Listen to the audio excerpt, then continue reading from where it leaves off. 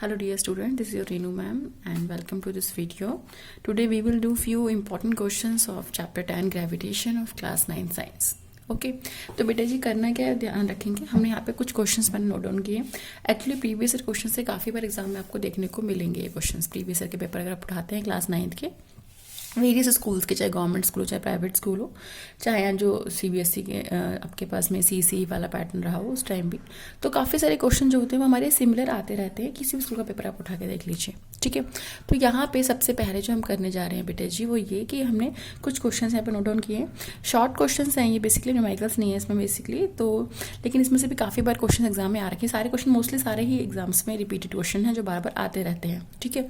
तो एक बार ब्रीफ में इन क्वेश्चन को कर लेते हैं। इवन दो ये जो टॉपिक्स हम इन क्वेश्चंस के हैं वो हम ऑलरेडी कर चुके हैं पहले ही प्रीवियस वीडियोस में, बट स्टिल एक बार आपका रिकैपिचुलेशन हो जाएगा, रिवीजन हो जाएगा तो बेटर रहेगा, ठीक है। चलिए स्टार्ट करते हैं बेटा जी। तो हमारे पास में जो फर्स्ट क्वेश्चन है बेटा, that is your state Newton's law of gravitation and write down it's mathematical expression. Okay, the first question is state Newton's law of gravitation and write down it's mathematical expression. बेटा आपसे simple कहा गया है कि आपको Newton's law of gravitation को state करना है, ठीक है। स्टेटमेंट क्या होती है हमने आपको पहले भी बताई थी। Newton's law of gravitation states that the gravitational force of attraction between two objects is directly proportional to the product of their masses and inversely proportional to the square of distance between them. Means अगर मेरे पास में to object हैं बेटा, object A and B, masses ले लिए हमने m1 m2 and the centre to centre distances r, तो इनके बीच में जो ग्रेविटेशनल फोर्स ऑफ अट्रैक्शन होगा, इवन प्रीवियस वीडियो में आप देखोगे जो मैंने स्टेटमेंट वगैरह सब लिखा हुआ है, यहाँ पे हम शॉर्ट में करते हुए चलेंगे because we are doing revision part now. Okay, the gravitational force of attraction between two objects is directly proportional to the product of their masses, माने m1 m2, and inversely proportional to the square of distance between them. That means f proportional to 1 by r square. Combine these two, you will get f proportional to m1 m2 by r square, and you will write on f is equal to g m1 m2 by r square. तो ये आपके पास में आ गया बेटा जी mathematical expression. तो स्टेट करना है आपको, स्टेटमेंट मैंने पहले बता दिया है। The gravitational force of attraction between two objects is directly proportional to the product of their masses and inversely proportional to the square of distance. बेटा 1 अपॉन में आएगा तो हम उसे इनवर्सली प्रोपोर्शनल बोल देते हैं, एंड 1 बाय आर स्क्वायर है। तो force is gravitational force of attraction is inversely proportional to the square of distance between the objects, ठीक है। तो ये हमारे पास एक्सप्रेशन आ गया। First question done. डिटेल में करना है तो आप इसका प्रीवियस वीडियो चेक कर सकते हैं, ठीक है। मैं लिंक डिस्क्रिप्शन में डाल दूंगी उसका, ताकि आपको वहाँ से मिल जाए। सेकंड क्वेश्चन की बात करते हैं बच्चे, what do you mean by free fall. अब फ्री फॉल क्या होता है बच्चे, ठीक है। What do you mean by, तो हमारे पास में फर्स्ट का आंसर था। Now let us do what do you mean by free fall. बेटा फ्री फॉल क्या होता है, if an object is falling freely under the action of gravity alone, माने कि ऑब्जेक्ट सिर्फ ग्रेविटी, जैसे मेरे पास में ये पेन है, मैंने इसको ड्रॉप किया तो इस पर सिर्फ ग्रेविटी मैं ऐसे लेके आ रही हूँ, डेट मीन इस पर ग्रेविटी भी लग रही है और इस पर फोर्स जो अप्लाई मैं कर रही हूँ वो भी हो रहा है। लेकिन अगर मैं इसको छोड़ दूँ तो सिर्फ it is falling, the object is falling freely under the action of gravity alone, okay, then the object is said to be in the state of free fall. So we can write down if an object falls freely under the action of gravity alone, under the action of gravity alone, then the object is said to be in the state of free fall, ठीक है। मैंने सारे topics already करा रखे हैं आपको पहले ही, okay.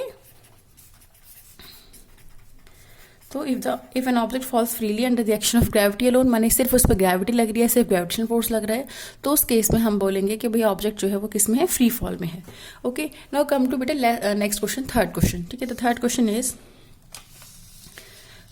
Is देखिए जरा फटाफट, how does the force of gravitation between two object change when the distance between them is reduce to half, ठीक है। बेटा क्वेश्चन में पूछा गया आपसे कि अगर हमारे पास में जो ग्रेविटेशनल फोर्स है वो कैसे वेरी करेगी दो ऑब्जेक्ट के बीच में, अगर आपके पास में ऑब्जेक्ट के बीच में जो डिस्टेंस है उसने आपने क्या कर दिया, रिड्यूस टू हाफ, ठीक है। तो क्या करने वाले हैं हम वो देखिए फटाफट।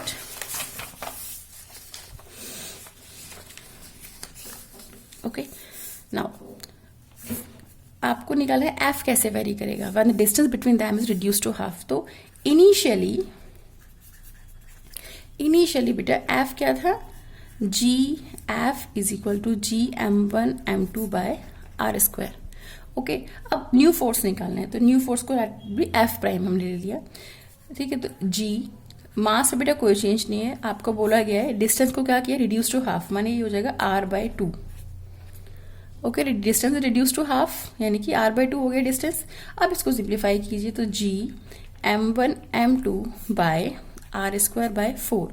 अब ये देखिए, ये अपॉन में आर स्क्वायर बाय 4 था बेटा, अपॉन है, जब मैं इसको इंटू करूंगी तो 4 बाय आर स्क्वायर माने कि रेसिप्रोकल हो जाएगा, तो it will be g m1 m2 into में, क्योंकि ये अपॉन है, into 4 by are square. So I can write it like this that F prime is equal to 4 g m1 m2 by are square.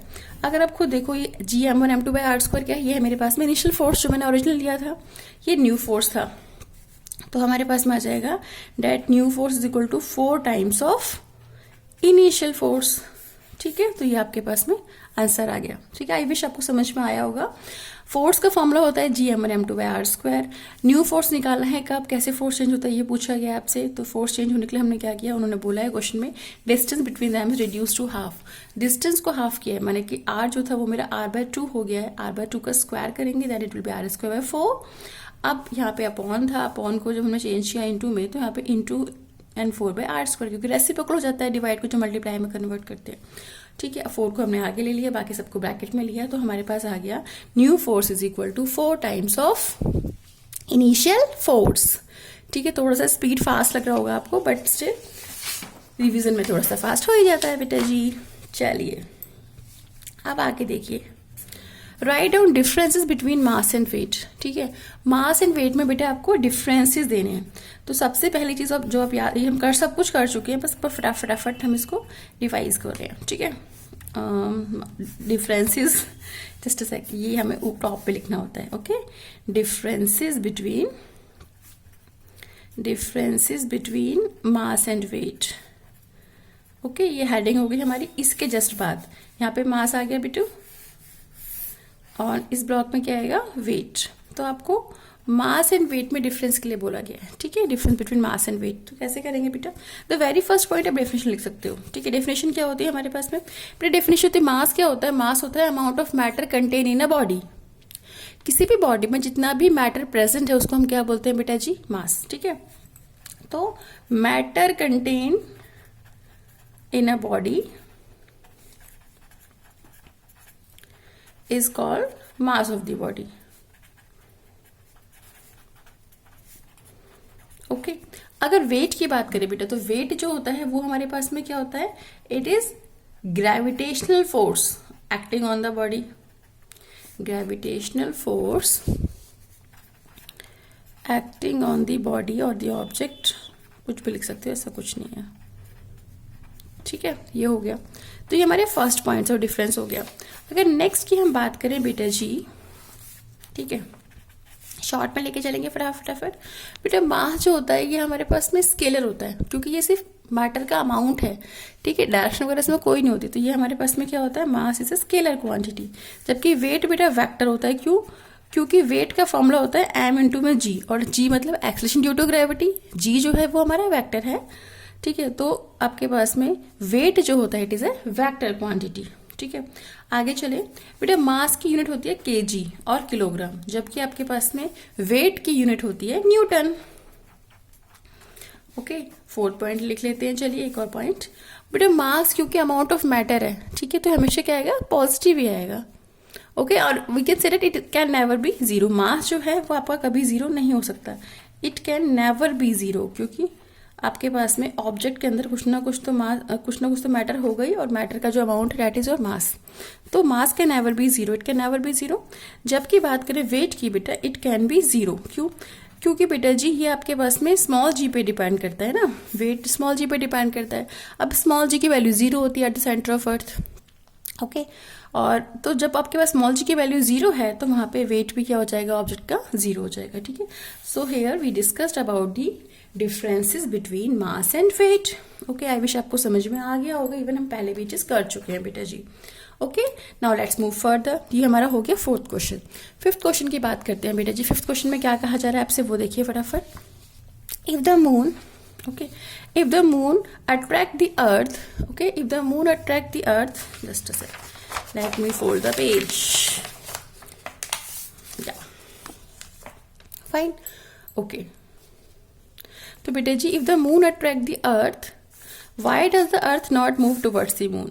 तो बेटा हमने अभी आपको बताया था कि भाई ग्रेविटेशनल फोर्स जो है, न्यूटन्स लॉ ऑफ ग्रेविटेशन है या फिर यूनिवर्सल लॉ ऑफ ग्रेविटेशन, वो आपसे क्या कहता है? वो आपसे ये कहता है बेटा, कोई भी टू ऑब्जेक्ट्स हैं तो उनके बीच में फोर्स जो है that is proportional to their, directly proportional to their product of their masses and inversely proportional to the square of distance between them. ठीक है, अब यहाँ पे आपसे कहा जा रहा है कि मून जो है वो अर्थ को अट्रैक्ट करेगा। ऑब्वियसली बच्चे, मून जो है हमारे पास में वो अर्थ को अट्रैक्ट करेगा। ठीक है, इनके बीच में डिस्टेंस भी है, obviously centre to centre distance exist करता है।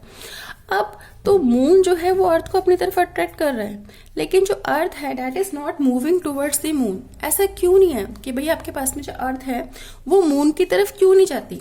अट्रैक्शन तो कर रहा है मून, ओके, मून जो है वो अट्रैक्शन कर रहा है, बट फिर भी जो आपके पास में अर्थ है ये उसकी तरफ मूव नहीं करती है। ओके बेटा, सिंपल सा है, मैंने आपको बताया था पहले भी। क्या बताया था, ध्यान से समझेंगे। पहली बात, मून अर्थ पे फोर्स लगा रहा है तो अर्थ भी मून पे फोर्स लगाएगी, बिकॉज एक्शन रिएक्शन फोर्स होता है। ठीक है, तो दोनों एक दूसरे पे फोर्स लगाते हैं, दोनों फोर्स डिफरेंट डिफरेंट बॉडीज पे होते हैं। ठीक है, अब मून ने अर्थ पे फोर्स लगाया एंड ठीक है, तो F is equal to mg। ठीक है, फॉर्मूला क्या होता है एक्चुअली बेटा, जी हम ग्रेविटी ले लेते हैं, sorry, F is equal to, यहाँ पे हम यूज करेंगे second law. Okay, using Newton's second law of motion. बेटे सेकेंड लॉ ऑफ मोशन आपसे कहता है F is equal to ma, mass into acceleration. ठीक है, अगर हम सरफेस पे होते हैं तो वहां पे हम acceleration due to gravity G लगाते हैं, बट यहाँ पे ऐसा नहीं है, सरफेस पे नहीं है, हम अलग है उससे। मून जो है वो अर्थ से अलग है, डिफरेंट प्लेस पे। F is equal to ma है हमारे पास में, तो force is equal to mass into acceleration. पहली बात, दोनों एक दूसरे पे इक्वल फोर्स लगाएंगे। ठीक है, तो बेटा जी मून जो है अर्थ पे फोर्स लगा रहा है, F is equal to ma। अब मास ऑफ अर्थ, अगर हम यहाँ पे, आप ध्यान दो इस फॉर्मूले को, एक्सेलरेशन क्या हो जाएगा बेटा, फोर्स अपॉन में मास। ओके, अब जो मास ऑफ अर्थ है, ये जो m है, m represent the mass of the earth. Okay, तो mass of earth is very large. कितना होता है बेटा, मास ऑफ अर्थ होता है 6 × 10⁻24 kg। ठीक है, तो अर्थ का मास जो है बेटा वो बहुत ज्यादा है, तो because mass of earth is very large, that's why a is very less, acceleration is very less. क्यों? Due to large mass of earth. Earth का मास बहुत ज्यादा है, मास बहुत ज्यादा है, तो ऑब्वियसली एक्सेलरेशन क्या हो जाएगा, लेस। तो एक्सेलरेशन जो है लेस मतलब नेग्लिजिबल हो जाएगा। ठीक है, तो एक्सेलरेशन इज नेग्लिजिबल मतलब around 0, we can say that. Okay, so that's why Earth will not move towards the moon. ठीक है, और अगर हम बात करें क्या मून मूव कर रहा है अर्थ की तरफ, तो बहुत ही माइन्यूटली मूव कर रहा है, because mass of moon is not so much. Okay, चलिए जी, ठीक है, तो सिंपल जब आपको पूछा जाएगा रीजन क्वेश्चन कि मून अट्रैक्ट करता है अर्थ को, लेकिन अर्थ उसकी तरफ मूव नहीं कर रही, because F is equal to mass into acceleration होता है। एक्सेलरेशन होता है फोर्स अपॉन में मास। ये जो F है बेटा ग्रेविटेशनल फोर्स ही है दोनों के बीच का। Gm और m2/r² वाले फॉर्मूले से हम यहाँ पे पुट भी करना चाहो तो कर सकते हो, कोई इश्यू नहीं है, but mass of earth is very large, that's why acceleration is negligible. बहुत ही कम है, मतलब बहुत ज्यादा कम है, तो दैट्स व्हाई हम इसको तकरीबन 0 ही लेके चलते हैं। तो एक्सेलरेशन इज 0 मीटर/सेकंड², that means earth will not move towards the moon. Done. चलिए बेटा आगे चलते हैं। तो ये हमारा, हमने क्वेश्चन नंबर 5 तक कर लिया है। Okay, now let's move further. चलिए बेटा क्वेश्चन नंबर 6 में आपसे कहा जा रहा है, ध्यान से देखेंगे। या if a stone and A paper fall from a same height in vacuum, which will reach the ground first? Justify your answer. तो बेटा ध्यान से देखेंगे, स्टोन एंड पेपर बेटा दोनों ही आपके पास में आपने सेम हाइट से ड्रॉप किए हैं। ठीक है, और वैक्यूम में लिया है हमने। ये सब किस में लिया है बेटा जी? वैक्यूम में लिया है। ठीक है, ये समझाने के लिए फिगर आपको ड्रॉ नहीं करनी, एग्जाम में क्वेश्चन आता है तो, बट स्टिल आपको पता होना चाहिए। ठीक है, तो दोनों ही आपके पास में फ्री फॉल कर रहे हैं, free they both are in the state of free fall. लेकिन पूछा गया है क्वेश्चन में कि which one will reach the ground first? बेटा both will reach the ground at same time. Both will reach the ground in same time. बेटा vacuum में है आपके पास में, अगर वैक्यूम वर्ड यहाँ पे नहीं होता तो ऑब्वियसली हम ए रेजिस्टेंस लेके चलते हैं, हम कहते भाई स्टोन पहले आएगा, क्योंकि पेपर पे ए रेजिस्टेंस लग रहा है, स्टोन पे नहीं लगता, नेग्लिजिबल लगता है ना। अब यहाँ पे आपके पास में वैक्यूम है, द वर्ड इज वैक्यूम, क्योंकि यहाँ पे वैक्यूम है, वैक्यूम में कोई ए रेजिस्टेंस वगैरह कुछ नहीं होता, दोनों ऑब्जेक्ट को आपने सेम टाइम पे छोड़ा है, ठीक है, सेम टाइम पे ड्रॉप किया है, तो आपके पास में दोनों सेम टाइम पे ही रीच करेंगे, both will reach the ground in same time. Okay बेटा फॉर्मूला होता है हमारे पास में s is equal to u t plus half a t square, s is equal to u t plus half a t square बताया था मैंने आपको, ठीक है, सेकेंड इक्वेशन ऑफ मोशन का फॉर्मूला होता है s equal to u t plus half a t square. तो जब ऑब्जेक्ट को आप फ्री फॉल करते हो तो एच को मैंने एच पुट कर दिया, यू जीरो है बेटा, जीरो इंटू में टी प्लस हाफ जी टी स्क्वायर, तो एच आ गया मेरा हाफ जी टी स्क्वायर। बेटा यहां से हमारे पास जो टी की वैल्यू आएगी वो कितनी आएगी खुद देखिए, g t square is equal to 2h, तो बेटा जी टी स्क्वायर आ गया 2h अपॉन जी, माने टी आ गया रूट 2h अपॉन जी। एच दोनों के लिए सेम है, हाइट दोनों ऑब्जेक्ट के लिए सेम है, जी की वैल्यू भी सेम है, तो ऑब्वियसली आपके पास में टाइम भी क्या रहेगा, same. Okay h is same for both the objects, g is same for both the objects, that's why the time taken by both the object is same, so both the object reach the ground at the same time. Okay, ये करेंगे इस question के अंदर। आई wish आपको समझ में आ गया होगा। Now move to next question. In the next question बेटा जी it has been asked at what is the importance of universal law of gravitation. ये क्वेश्चन तो बहुत इंपॉर्टेंट है, बहुत बार पूछे भी गया है, ठीक है बेटा। पहली चीज revolution of planet around the, क्या इसकी इंपॉर्टेंस क्या है, पहला चीज है बच्चे आपके पास में revolution of planets around the sun, ठीक है, सन के अराउंड अर्थ मार्स मर्क्यूरी सब मूव करते हैं, तो उसका जो वो राउंड लगा रहे हैं, जो रेवोल्यूशन कर रहे हैं, तो वो किसकी वजह से कर पा रहे हैं, due to universal of gravitation, क्योंकि वहां पर ग्रेविटेशन फोर्स से एग्जिस्ट कर रही है ना दोनों ऑब्जेक्ट के बीच में, प्लैनेट और सन के बीच में, तो आपके पास में revolution of planet around the sun, ये हमारे पास में इंपॉर्टेंस ही शो कर रहा है यूनिवर्सल ऑफ ग्रेविटेशन की। और we can say that revolution of moon around the earth, revolution of moon around the earth. Okay ये हो गया। आगे चले हम, तो बेटा जी obviously we are able to walk on the surface of earth due to this universal of gravitation ना, और walking we can walking on the surface of earth, we can write it like this, ये भी importance ही show कर रहा है। And the fourth one is formation of tides. बेटा हमें पता है सी में क्या होता है, टाइड्स फॉर्मेशन होती हैं, ठीक है, due to attraction of moons, अपने मून सुना होगा, तो फॉर्मेशन ऑफ टाइड्स जो है वो भी हमारे पास में importance of universal of gravitation he show करता है, ठीक है। तो ये हमारे पास 4 पॉइंट्स हो गए, बाकी इसके अलावा बहुत सारे पॉइंट्स होते हैं, तो आप और भी लिख सकते हैं। अच्छा अब हमारे पास define, next question is define 1 kilogram weight and express it in newton. बेटा 1 किलोग्राम वेट को आपको बोला गया है, क्या बोला गया देखिए जरा फटाफट जल्दी से, या आपको बोला गया define 1 kilogram weight and express it in Newton. 1 kilogram wait को डिफाइन करेंगे और फिर उसको आपने न्यूटन में भी एक्सप्लेन करना है, ठीक है। तो बेटा 1 किलोग्राम वेट जो है, okay, it is defined as the